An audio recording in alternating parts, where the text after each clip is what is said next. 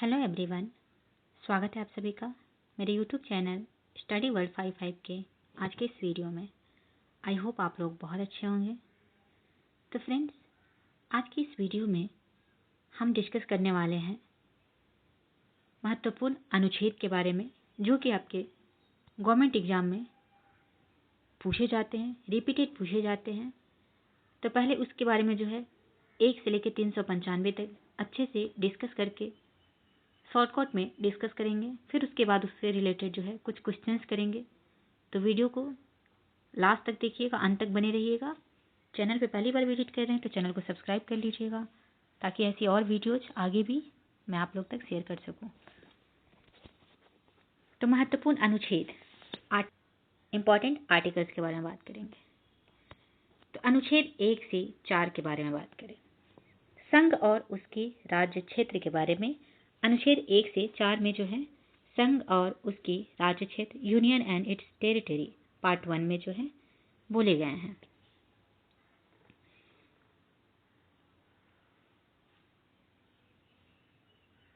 अब उसके बाद अगर बात करें अनुच्छेद 5 से 11, जिसमें नागरिकता की बात की गई है, सिटीजनशिप की बात की गई है, जो कि आपके भाग 2 में है, नागरिकता के बारे में। तो अनुच्छेद 1 से 4 में बात करें अगर अनुच्छेद 1 की, तो इसमें 1 में अगर बात करें तो संघ के क्षेत्र का नाम है इसमें रिलेटेड। सेकंड की बात करें तो इसमें नए राज्यों के प्रवेश अथवा स्थापना का संसद का अधिकार है, आर्टिकल 2 में। 3 में बात करें तो नए राज्यों की स्थापना तथा वर्तमान राज्यों के क्षेत्रफल, सीमा अथवा नामों में परिवर्तन, अगर नाम में परिवर्तन ये सब करना होगा तो ये आर्टिकल 3 में आ जाएंगे। नए राज्य का गठन की शक्ति किसे प्राप्त है, अगर आपसे कोई पूछे तो ये आपको संसद को प्राप्त है। नए राज्य के गठन की शक्ति आपको संसद को प्राप्त है। अनुच्छेद 5 से 11 जो कि नागरिकता, सिटीजनशिप से संबंधित है। तो अनुच्छेद अगर 5 में बात करें तो इसमें संविधान को लागू होने के समय नागरिकता होती है वो अनुच्छेद 5 में बोली गई है। अनुच्छेद 6 में पाकिस्तान से भारत को प्रव्रजन करने वाले व्यक्तियों को नागरिकता का अधिकार होगा, अनुच्छेद 6 में। 7 की बात करें तो पाकिस्तान से प्रव्रजित व्यक्तियों के नागरिकता का अधिकार होगा। 8 की बात करें तो भारतीय मूल के उन लोगों के लिए वो नागरिकता अधिकार होगा जो भारत के बाहर रह रहे हैं। मगर ये अनुच्छेद 8 में है, अगर आप मान लीजिए आप फॉरेन में रहते हैं, इंडिया में नहीं रहते हैं, तो आपका लेकिन नागरिकता आपका यहाँ पे बना रहेगा। ये आपके अनुच्छेद 8 में कहते हैं। अनुच्छेद 9 की बात करें तो इसमें जिस व्यक्ति ने स्वेच्छा से विदेशी नागरिकता प्राप्त कर ली है उसकी भारतीय नागरिकता समाप्त मान ली जाएगी। अनुच्छेद 8 में आपने क्या देखा, अभी अनुच्छेद 8 में आपने देखा कि अगर आप कहीं रह भी रहे हैं, विदेश में बाहर में रह रहे हैं, आउट ऑफ इंडिया, लेकिन फिर भी आपका नागरिकता समाप्त नहीं होगा। अनुच्छेद 8 में, आर्टिकल 8 में ये बात बोली गई है। आर्टिकल 9 की अगर बात करें तो इसमें ये बोला गया है कि अगर आप जहाँ रह रहे हैं, जैसे आप लंदन में रहते हैं, तो वहाँ का अगर आपने सिटीजनशिप ले लिया, आपने वहाँ की नागरिकता ले ली, तब आपका इंडिया का नागरिकता होगा उसको समाप्त कर दिया जाएगा। ये आपके आर्टिकल 9 में बोला गया है। 10 की अगर बात करें तो इसमें नागरिकता संबंधी अधिकारों की निरंतरता की बात की गई है। 11 की अगर बात करें तो संसद द्वारा कानून बनाकर नागरिकता अधिकारों का नियम बनाया, ये अनुच्छेद 11 में है। अगर बात करें कि नागरिकता कहाँ से लिया गया है, भारतीय संविधान में एकल नागरिकता यानी कि सिंगल सिटीजनशिप का प्रावधान किस देश से लिया गया है, तो वो हो जाएगा ब्रिटेन से। कहाँ से? ब्रिटेन से, लंदन से ये लिए गए हैं। भारत से बाहर अगर बात किया जाए कि भारत से बाहर लगातार कितने वर्षों तक रहने पर भारतीय नागरिकता समाप्त कर दी जाएगी, तो अगर आप 7 वर्ष तक अगर भारत से बाहर रह जाते हैं तो आपकी इंडिया की नागरिकता समाप्त कर दी जाएगी। नेक्स्ट बात करें अनुच्छेद 12 से 35 जो कि आपके मौलिक अधिकार यानी कि फंडामेंटल राइट, भाग 3 में इसके बात की गई है। मौलिक अधिकार के बारे में, मूल अधिकार के बारे में। तो 12 से 35 में आपके मूल अधिकार के बारे में बोला गया है। अगर बात करें इसमें जो है समानता का अधिकार, समानता का अधिकार आपका अनुच्छेद 1414 से 18 के बीच में समानता का अधिकार आता है, जिसमें अगर बात करें कि अनुच्छेद 14 में क्या होता है, तो अनुच्छेद 14 में आपके विधि के समक्ष समता और विधियों का समान संरक्षण, यानी कि आपका कानून जो है एक बराबर किसी के लिए भी होगा, ये अनुच्छेद 14 में बोला गया है। अनुच्छेद 15 में आपके जो है धर्म, मूल वंश, जाति, लिंग या जन्म स्थान के आधार पर विभेद का प्रतिषेध अनुच्छेद 15 में बोला गया है। 16 में आपके जो है लोक नियोजन के विषय में अवसर की समता दिया गया है। 17 की अगर बात करें तो 17 में आपके जो है अनुच्छेद 17 में इसमें आपके छुआछूत के बारे में बात की गई है। अस्पृश्यता के बारे में जो है अनुच्छेद 17 में बोला गया है। अस्पृश्यता जो है इसको निवारण अधिनियम 1955 के अंतर्गत जो है अस्पृश्यता को बढ़ावा देना एक दंडनीय अपराध माना गया है। नेक्स्ट अगर बात करें अनुच्छेद 18 में क्या बोला गया है, तो अनुच्छेद 18 ये बोलती है कि आपका जो है उपाधि जो है का अंत किया जाएगा। अनुच्छेद 18 में उपाधि मतलब अगर किसी को मान लीजिए कोई उपाधि दे दिया गया किसी कुछ अच्छा काम के कुछ रीजन पर, लेकिन अगर उसने कुछ गलत काम भी कर दिया तो उसका जो है अंत भी किया जा सकता है। तो ये जो उपाधियों का अंत जो होगा ये आपके अनुच्छेद 18 में बताया गया है। स्वतंत्रता का अधिकार का बात करें तो अनुच्छेद 19 से 22 जो है स्वतंत्रता के अधिकार के बारे में डिस्कस किया गया है। अनुच्छेद 19 की अगर बात करें तो अनुच्छेद 19 में जो है आपको अभिव्यक्ति की जो है इसमें स्वतंत्रता के बारे में बात की गई है।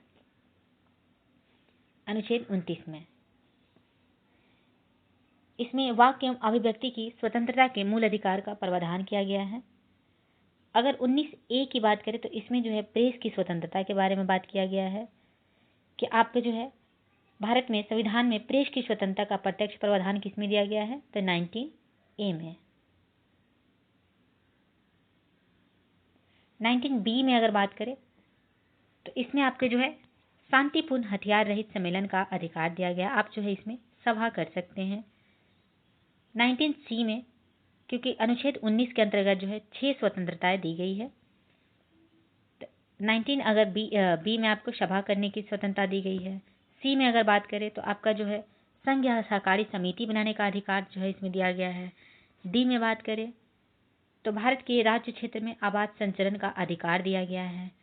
ई में अगर बात करें तो किसी विभाग में जो है आप निवास कर सकते हैं, आपको बसने का अधिकार है, ये ई में दिया गया है। उसके बाद जो है आप कहीं भी जो है अपना जो है व्यवसाय कर सकते हैं, बिजनेस कर सकते हैं, यह आपके जी में दिया गया है। तो ये 6 अधिकार हैं 19 के।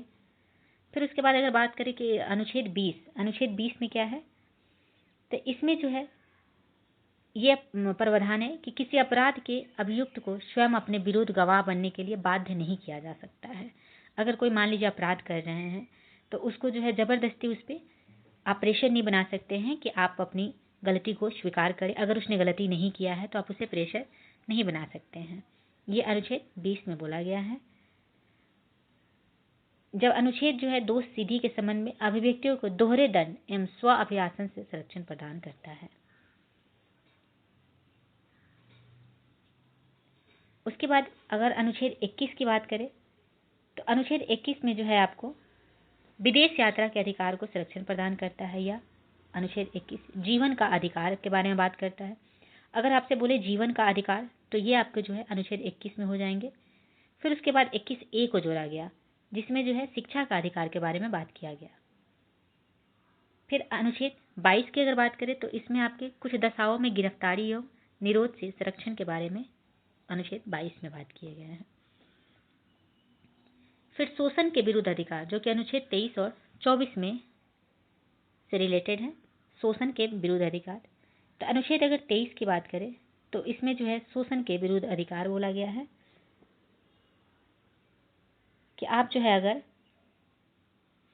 किसी भी परिस्थिति में बाल श्रम नहीं करवा सकते हैं, यह आपके जो है विरुद्ध है, अधिकार है, अधिकार के जो है विरुद्ध है कि किसी भी छोटे बच्चे से, 14 साल से छोटे बच्चे से आप जो है काम नहीं करवा सकते हैं। ये आपके अनुच्छेद 23 और 24 में बोला गया है।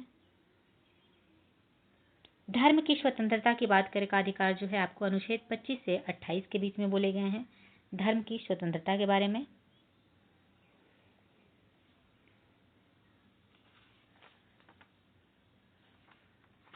सांस्कृतिक और शैक्षिक अधिकार के बारे में अगर बात करें तो ये आपके अनुच्छेद 29 और 30 में बोले गए हैं कि अल्पसंख्यक वर्गों के हितों का संरक्षण करना हो तो अनुच्छेद 29 में बोले गए हैं। शिक्षण संस्थाओं की स्थापना और प्रशासन करने का अल्पसंख्यक वर्गों का अधिकार ये अनुच्छेद 30 में बोले गए हैं।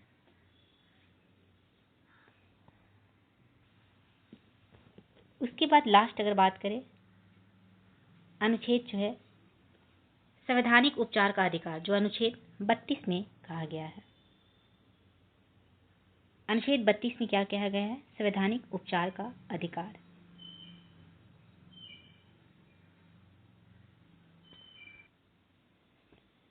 डॉक्टर भीमराव अंबेडकर के द्वारा जो है मौलिक अधिकारों में से संविधान के हृदय एवं आत्मा जो है ये आपको अनुच्छेद 32 यानी कि संवैधानिक उपचार के अधिकार को डॉक्टर भीमराव अंबेडकर के द्वारा जो है इसे संविधान का हृदय एवं आत्मा कहा गया है।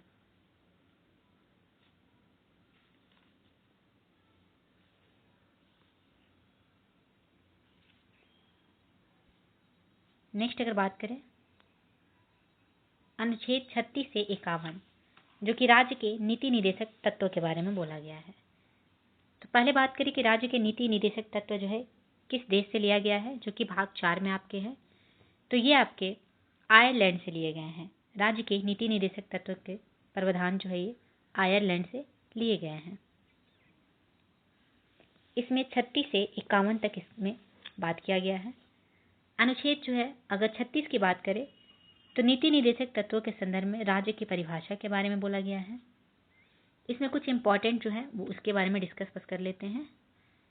तो इंपॉर्टेंट है अनुच्छेद 39A जिसमें आपको समान न्याय और निःशुल्क कानूनी सहायता के बारे में बोला गया है, यानी कि पुरुष स्त्री को समान रूप से जीविका के पर्याप्त साधन प्राप्त करने का अधिकार है।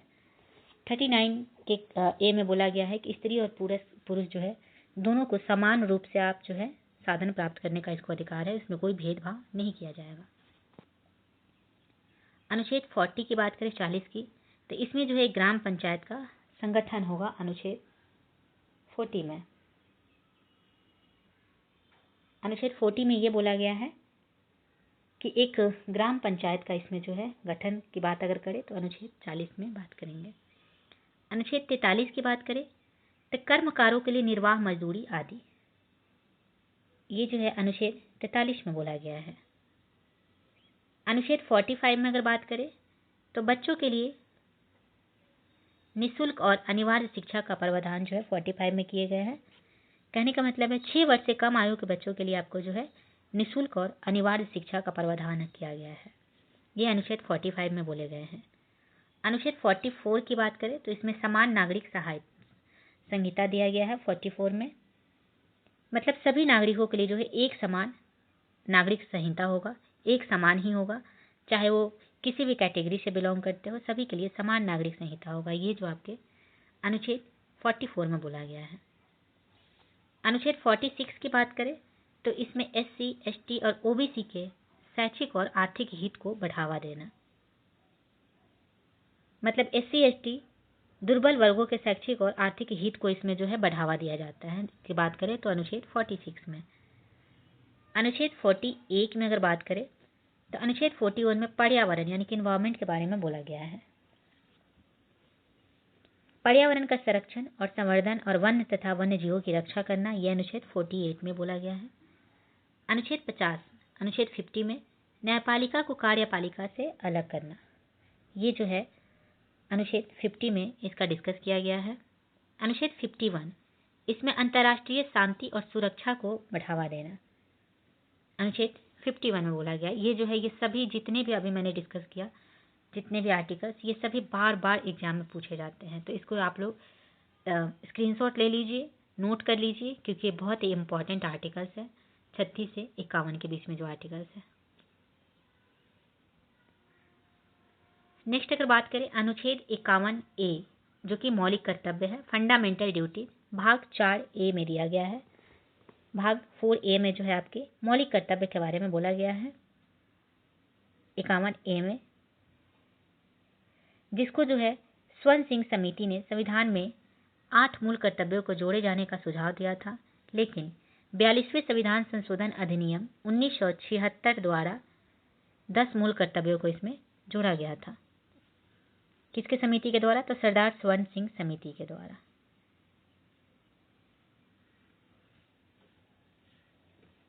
महिलाओं के सम्मान के लिए कुप्रथाओं का त्याग करना प्रत्येक भारतीय नागरिक का कर्तव्य है। यह भी जो है आपके अनुच्छेद 51 के क में मौलिक कर्तव्य के में ये बात बोला गया है कि महिलाओं के सम्मान के लिए कुप्रथाओं का त्याग करना। अब बात करें आपके अनुच्छेद 52, 53, 54, 58 और 61।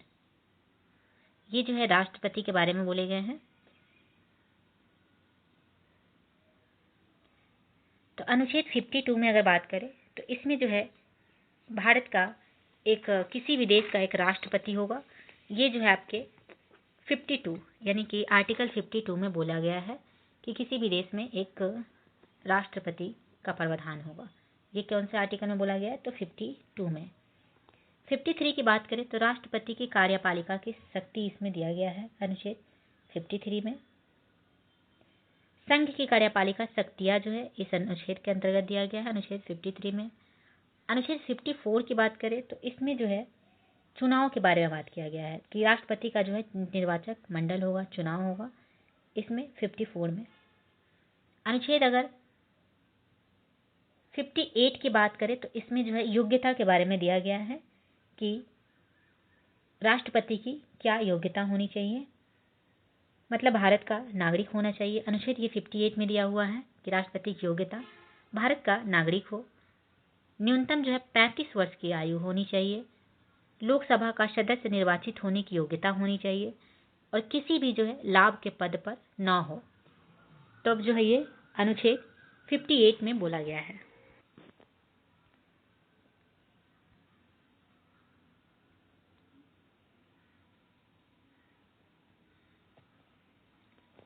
तो ये आपके अनुच्छेद 58 में दिया हुआ है, राष्ट्रपति की योग्यता के बारे में बोला गया है।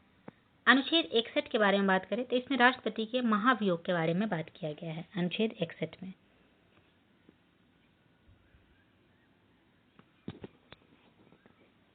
नेक्स्ट बात करें अनुच्छेद 169 में राज्य विधानसभा के बारे में बोला गया है।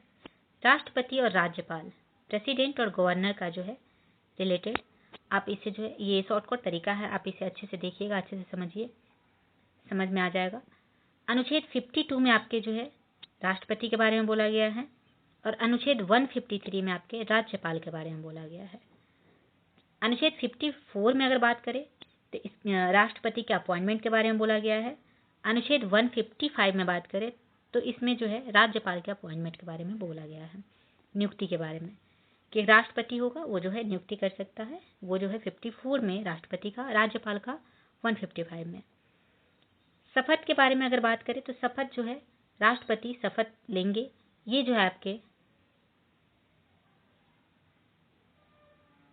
इनका शपथ जो है कौन दिलाएगा? तो सीनियर मोस्ट जज जो होंगे महान्यायवादी, वो जो है राष्ट्रपति को शपथ दिलवाएंगे। राज्यपाल के शपथ के बारे में अगर बात करें तो ये जो है स्टेट और सीनियर मोस्ट जज जो है ये भी जो है आपको सीनियर मोस्ट जज जो होंगे वो आपको राज्यपाल की शपथ दिलवाएंगे। राष्ट्रपति जो है अध्यादेश जारी कर सकता है, ये कौन से अनुच्छेद में बोला गया है? तो राष्ट्रपति जो अध्यादेश जारी कर सकता है ये आपके अनुच्छेद 123 में बोला गया है। राज्यपाल भी अध्यादेश जारी कर सकता है, ये आपके अनुच्छेद 213 में बोला गया है। क्षमादान की, राष्ट्रपति को क्षमादान की शक्ति है, ये अनुच्छेद 72 में बोला गया है। क्षमा आदि की और कुछ मामलों में जो है दंडादेश के निलंबन, परिहार या लघुकरण की राष्ट्रपति को इसमें शक्ति दिया गया है, ये अनुच्छेद 72 में दिए गए हैं। राज्यपाल को भी क्षमादान की शक्ति दी गई है, ये आपके अनुच्छेद 161 में इसकी जिक्र की गई है कि राज्यपाल को भी क्षमादान देने की शक्ति है। नेक्स्ट बात करें reservation for SC/ST in Lok Sabha. Article 330 में बोला गया है, 330 में जो है बोला गया है कि SC/ST का जो है रिजर्वेशन मिलेगा लोकसभा में के सीटों में, जैसे कि SC के लिए 84 सीट होंगे और ST के लिए 47 सीट ये जो है रिजर्व रहेंगे। अनुच्छेद 331 की बात करें तो इसमें जो है 2 एंग्लो इंडियन लोकसभा में नामांकित जो है इनको समाप्त कर दिया। अनुच्छेद 332 में राज्य विधानसभा में आरक्षण लागू होगा, इसमें भी जो है राज्य विधानसभा में भी आरक्षण होगा, ये 332 में जिक्र किया गया है। राज्य विधानसभा में एक नामांकित एंग्लो इंडियन होगा, ये अनुच्छेद 333 में इसका जिक्र किया गया है। अब बात करें केंद्र और राज्य, सेंटर और स्टेट के बारे में, तो अनुच्छेद 74 में जो है आपके प्रधानमंत्री के डिस्कस किया गया है। अनुच्छेद 74 में किनके डिस्कस किए गए हैं, तो एक भारत का जो है एक प्राइम मिनिस्टर होगा, ये आपके अनुच्छेद 74 में। अनुच्छेद 163 में बात करें तो इसमें मुख्यमंत्री का यानी कि राज्य का एक मुख्यमंत्री होगा, ये आपके जो है अनुच्छेद 163 में बोले गए हैं। अनुच्छेद 75 में आपके प्रधानमंत्री की नियुक्ति के बारे में बोला गया है। अनुच्छेद 164 की बात करें तो इसमें मुख्यमंत्री की नियुक्ति के बारे में डिस्कस किया गया है। अनुच्छेद 78 में प्रधानमंत्री के क्या क्या कर्तव्य होंगे ये सारी बातें बताई गई है। तो अनुच्छेद 167 में मुख्यमंत्री के क्या क्या कर्तव्य होंगे इनके बारे में डिस्कस किया गया है। अटॉर्नी जनरल ऑफ इंडिया ये अनुच्छेद 76 में बोला गया है, यानी कि महान्यायवादी के बारे में अगर बात करें तो ये आपके 76 में आर्टिकल 76 में इनके बारे में डिस्कस किया गया है। अनुच्छेद 165 में आके जो है एडवोकेट जनरल ऑफ स्टेट राज्य का जो है जो सीनियर जज होंगे उनके बारे में 165 में बोले गए हैं। अनुच्छेद अब नेक्स्ट बात करें सुप्रीम कोर्ट और हाई कोर्ट के बारे में, सर्वोच्च न्यायालय और उच्च न्यायालय को रिलेट करके आप लोग अगर रिलेट करके पढ़िएगा तो ज़्यादा अच्छे से समझ में आता है, ज़्यादा अच्छे से आपको अच्छे से याद कर सकते हैं। तो सुप्रीम कोर्ट का जिक्र कौन से अनुच्छेद में किया गया है, तो अनुच्छेद 124 में जो है सुप्रीम कोर्ट के बारे में डिस्कस किया गया है। उच्च न्यायालय यानी कि हाई कोर्ट के बारे में जो है अनुच्छेद 214 में जो है बोला गया है कि हर राज्य में जो है एक हाई कोर्ट होगा। ये कौन से अनुच्छेद में बोला गया है, तो अनुच्छेद 214 में।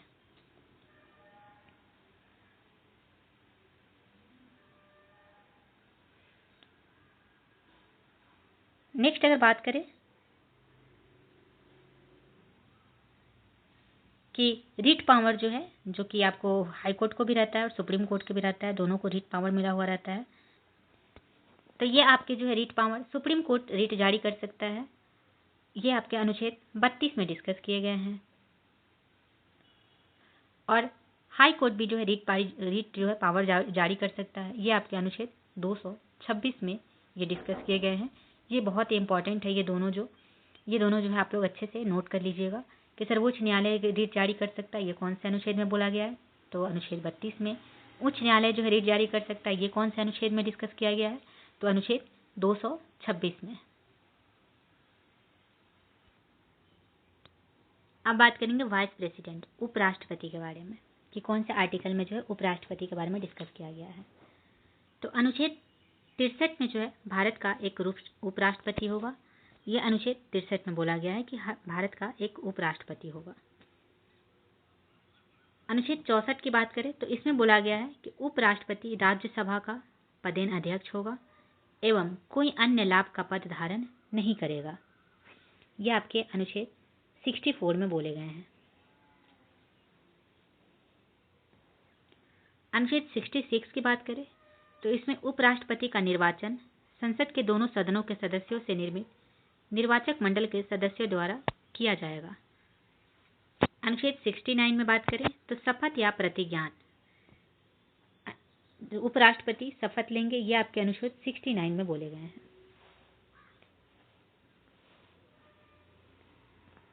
अनुच्छेद 70 में बोले तो अन्य आकस्मिकताओं में राष्ट्रपति के कार्यों को निर्वहन करेंगे। अगर किसी कारणवश जो है राष्ट्रपति अगर वो कार्य नहीं कर पा रहे हैं, एब्सेंट है, तो इसका कार्य जो है आपको उपराष्ट्रपति भी कर सकते हैं। अनुच्छेद 70 में ये बोला गया है।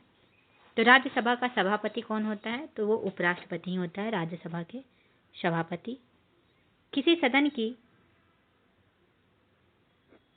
जो है अगर इसमें अनुच्छेद 70 में ये बोला गया है कि अगर जो है राष्ट्रपति की मृत्यु, त्यागपत्र अथवा हटाए जाने की स्थिति में राष्ट्रपति का जो है पदभार कौन सबसे पहले ग्रहण करेगा, तो ये करेगा आपके उपराष्ट्रपति। तो ये आपके अनुच्छेद 70 में बोले गए हैं। भारत का राष्ट्रपति अपना त्याग पत्र भी किसको संबोधित कर देते हैं, तो वो जो है वो भी उपराष्ट्रपति को, भारत के जो राष्ट्रपति होंगे वो अपना त्याग पत्र संबोधित करेंगे।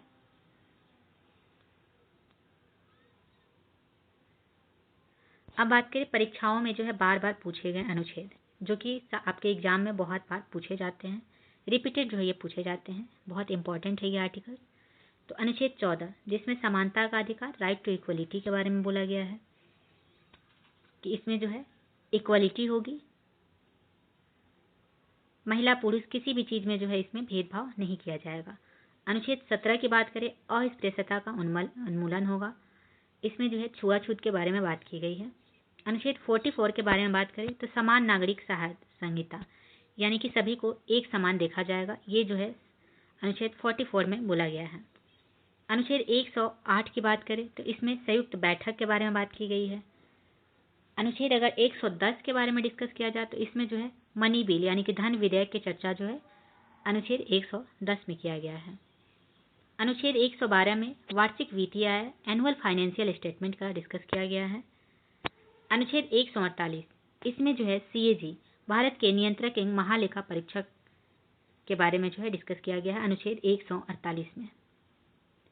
अनुच्छेद 262 में अंतर्राज्यीय नदी जल विवाद के निपटारे हेतु, रिवर डिस्प्यूट के बारे में। अनुच्छेद 263 में आपके अंतर्राज्य परिषद, इंटर स्टेट काउंसिल के बारे में बात किया गया है। अनुच्छेद 280 वित्त आयोग, फाइनेंस कमीशन का डिस्कस जो है अनुच्छेद आर्टिकल 280 में किया गया है। अनुच्छेद 324 निर्वाचन आयोग, इलेक्शन कमीशन, जो कि भाग 15 में है, इसके बारे में डिस्कस किया गया है। आर्टिकल 352, 356 एंड आर्टिकल 360 ये तीनों मोस्ट इंपॉर्टेंट है। आर्टिकल 352 में क्या होता है, तो इसमें जो है राष्ट्रीय आपातकाल लागू, नेशनल इमरजेंसी। तो राष्ट्रीय आपातकाल कब लागू होता है, नेशनल इमरजेंसी, जब युद्ध, ब्रह्म आक्रमण यानी कि बाहर से कोई आक्रमण कर दिया या फिर विद्रोह हो गया, इस कारण जो है राष्ट्रीय आपातकाल लागू होता है, नेशनल इमरजेंसी लागू किया जाता है, जो कि आपके 44th कॉन्स्टिट्यूशनल अमेंडमेंट 1978 में दिया गया है। 44वें संविधान संशोधन में इसका जिक्र किया गया है। आर्टिकल 356 में क्या होगा, तो इसमें जो है कि आपके president rule due to constitutional failure in any state, इसमें आपके जो है 356 में जो है राजकीय आपातकाल लागू किया जाएगा। आर्टिकल 360 की बात करें तो इसमें जो है फाइनेंशियल इमरजेंसी, वित्तीय आपातकाल लागू किया जाएगा आर्टिकल 360 में। आर्टिकल 358 ये कहता है कि related to abolition of article 19, कि किसी भी स्थिति में अगर जो है आपके नेशनल इमरजेंसी लागू किया जाता है, अगर आपके आपातकाल लागू किए जाते हैं, तो आपके आर्टिकल 19 जो होंगे इसमें कोई चेंजेस नहीं होगा। सॉरी, इसमें जो है चेंजेस हो सकते हैं आर्टिकल 19 में, जिसमें आपके जो है स्वतंत्रता का अधिकार के बारे में बोला गया है, इसमें बहुत सारी चीज़ें चेंजेज हो सकते हैं। बाकी आर्टिकल 359 में बोला गया है related to abolition of other right, action 20 and 21, मतलब 20 और 21 में जो है आपके कोई चेंजेस नहीं हो सकते। 20 एंड 21 में क्या बोले गए हैं, जीवन के अधिकार के बारे में, इसमें आपका कोई चेंजेस नहीं होगा। बाकी आपके जो और सारे आर्टिकल है उसमें कुछ चेंजेस हो सकते हैं, जब भी कोई इमरजेंसी, नेशनल इमरजेंसी होता है तब उसके अकॉर्डिंग ये चीज़ें हैं।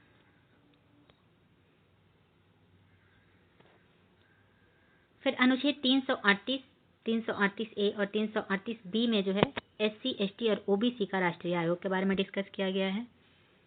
अनुच्छेद 239 से 242 के बीच में भारत के केंद्र शासित प्रदेश का वर्णन किया गया है। यूटी के बारे में जो है भारत के केंद्र शासित प्रदेश के बारे में डिस्कस जो है आपको अनुच्छेद 239 से 242 के बीच में किया गया है।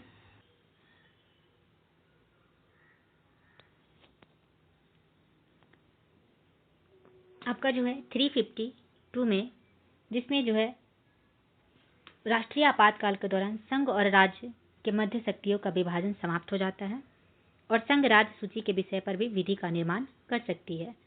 भारत की संज्ञात्मक प्रणाली जो है यूनिटरी यानी कि एकात्मक रूप से कार्य करने लगती है।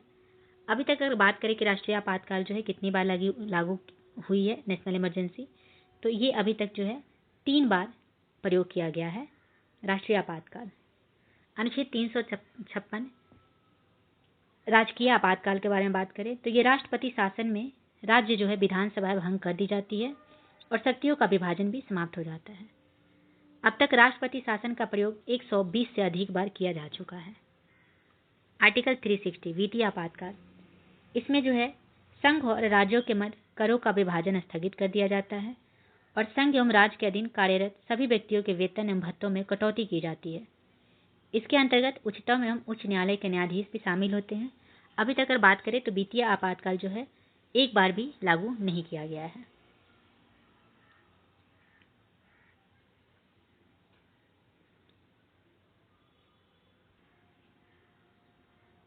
बात करें अनुच्छेद 266 के, तो इसमें जो है संचित निधि के बारे में बात की गई है। 266 में आपके भारत और राज्यों की संचित निधियां और लोक लेखा के बारे में डिस्कस किया गया है कि संसद की स्वीकृति के पश्चात सरकार अपने सभी खर्चों का वहन इसी निधि से करती है। अनुच्छेद 267 में आपके आकस्मिक निधि के बारे में बोला गया है। कंटीजेंसी फंड, संसद को एक निधि स्थापित करने की शक्ति दी गई है। अनुच्छेद अगर बात करें 351 की, इसमें जो है हिंदी भाषा का प्रचार एवं उत्थान किया गया है।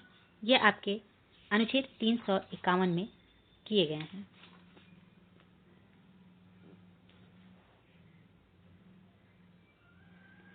नेक्स्ट है 370, अनुच्छेद 370, इसमें आपके जो है जम्मू और कश्मीर के बारे में बात किया गया है। अनुच्छेद 370 में अनुच्छेद 371 में नागालैंड समेत पूर्वोत्तर के कुछ राज्यों को स्वायत्ता दिया गया है, जैसे कि अनुच्छेद 371 ए में ए से जेड तक है। अनुच्छेद 371 में अगर बात करें 71 ए में बात करें तो नागालैंड, बी का असम का जो है दिया गया है, मणिपुर आपको सी में है, फिर डी में सिक्किम है, इसके बाद मिजोरम, फिर अरुणाचल प्रदेश आदि राज्यों के लिए विशेष प्रावधान किए गए हैं। इन राज्यों को विशेष दर्जा उनकी जनजातीय संस्कृति को संरक्षण प्रदान करता है। यह अनुच्छेद 371 से ए से जेड के बीच में डिस्कस किया गया है। बात करें अनुच्छेद 371 में तो गुजरात, महाराष्ट्र, गोवा और आंध्र प्रदेश के लिए भी कुछ मामलों में विशेष उपमंड किए गए हैं। हालांकि अनुच्छेद 371 के तहत कुछ राज्यों के लिए किए गए विशेष प्रावधान समय के साथ खत्म हो चुके हैं। ये रहे कुछ इंपॉर्टेंट आर्टिकल्स।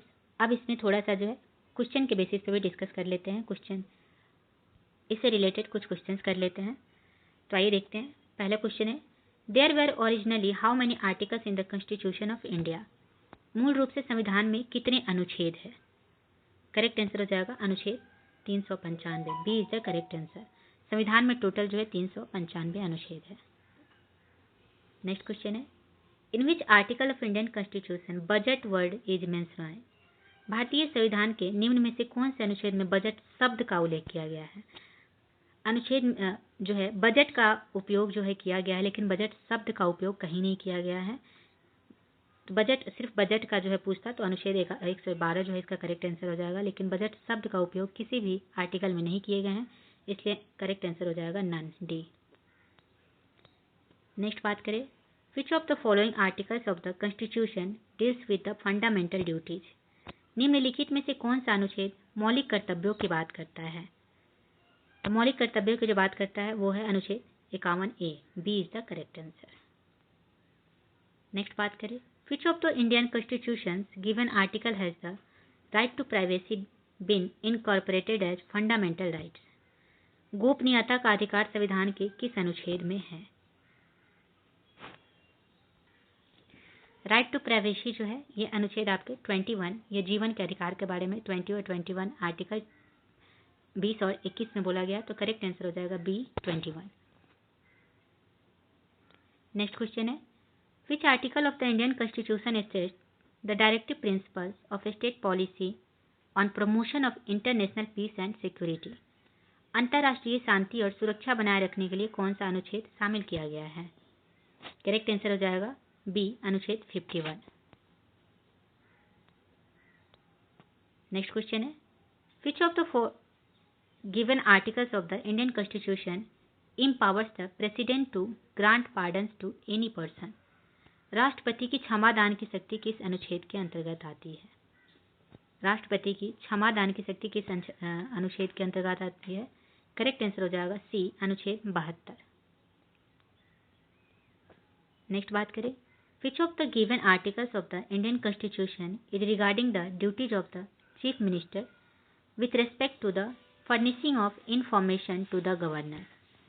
कौन सा अनुच्छेद मुख्यमंत्री द्वारा राज्यपाल को सूचनाएं देने का कर्तव्य निर्धारित करता है? करेक्ट आंसर हो जाएगा ए, अनुच्छेद 167। नेक्स्ट क्वेश्चन है, which of the given articles of the Indian constitution mentions the provision of council of minister for aid and advice of the president of India? कौन सा अनुच्छेद कहता है कि राष्ट्रपति को सलाह और परामर्श देने के लिए एक मंत्री परिषद होगा? यह आपके अनुच्छेद 74 में, D is the correct answer.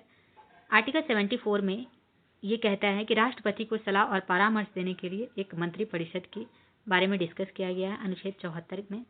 इसी में आपके प्रधानमंत्री के सलाह के बारे में ही डिस्कस किया गया है अनुच्छेद 74 में ही। नेक्स्ट है, which of the given articles of the Indian Constitution deals with National Commission for Scheduled Caste? कौन सा अनुच्छेद अनुसूचित जाति के लिए राष्ट्रीय आयोग का प्रावधान करता है? करेक्ट आंसर इज सी, अनुच्छेद 338। 338 में जो है अनुसूचित जाति के लिए राष्ट्रीय आयोग का प्रावधान किया गया है। ये आपके आर्टिकल 338 में बताया गया। नेक्स्ट क्वेश्चन है, which of the given articles of the Indian Constitution empowers the High Court to issue rights? उच्च न्यायालय की रीट जारी करने की शक्ति किस अनुच्छेद में दी गई है? Correct answer is D, 226। Article 226 अनुच्छेद 226 में जो है उच्च न्यायालय की रीट जारी करने की शक्ति दी गई है। अगर बात करें सर्वोच्च न्यायालय की रीट जारी करने की शक्ति किस में दिया गया है, तो ये जो है आपके आर्टिकल 32, आर्टिकल का मतलब अनुच्छेद 32 में ही दिया गया है रीट जारी करने। नेक्स्ट है, which of the given articles of the Indian constitution the provision of election commission is mentioned? निर्वाचन आयोग की व्यवस्था किस अनुच्छेद के अंतर्गत की गई है? करेक्ट आंसर इज बी, अनुच्छेद 324 के अंतर्गत जो है निर्वाचन आयोग के बारे में डिस्कस किया गया है। नेक्स्ट क्वेश्चन है, which article of constitution give the provision of president of India? संविधान का कौन सा अनुच्छेद राष्ट्रपति से संबंधित प्रावधान करता है? कौन सा अनुच्छेद जो है राष्ट्रपति से संबंधित प्रावधान करता है? Correct answer is A, 52।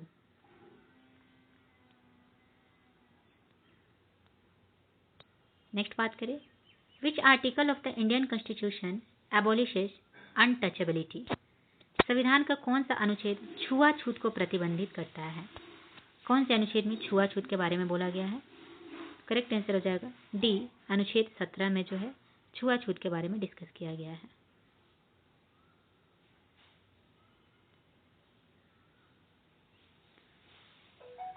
Next question है, a financial emergency can be declared by applying? वित्तीय आपातकाल लागू किया जा सकता है निम्न अनुच्छेद के आधार पर। वित्तीय आपातकाल जो है कौन से अनुच्छेद के आधार पर लागू किया जा सकता है? Correct answer is D, 360। अभी तक जो है भारत में एक भी वित्तीय आपातकाल लागू नहीं किया गया है। नेक्स्ट बात करें, which article of the Indian constitution did doctor Bhimrao Ambedkar term as the heart and souls of the Indian constitution? B R Ambedkar ने संविधान के किस अनुच्छेद को भारतीय संविधान के हृदय और आत्मा कहा है? करेक्ट आंसर इज बी, अनुच्छेद 32 को, आर्टिकल 32 को भीमराव अंबेडकर के द्वारा जो है भारतीय संविधान का हृदय और आत्मा कहा गया है। नेक्स्ट क्वेश्चन है, duty of the union to protect states against external aggression and internal disturbance, this provision is mentioned in which article?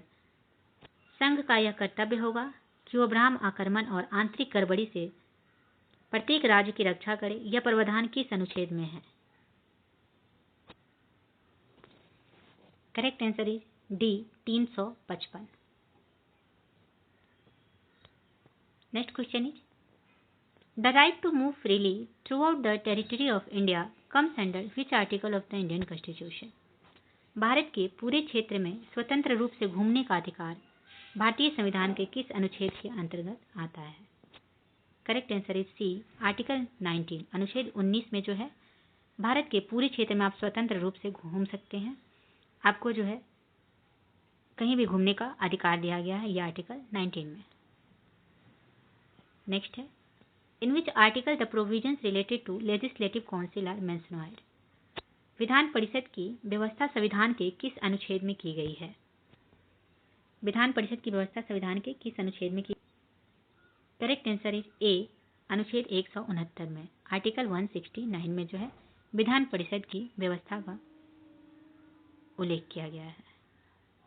Next है which article of the Indian constitution deals with the imposition of the presidents rule? कौन सा अनुच्छेद राष्ट्रपति शासन लागू करने की बात करता है?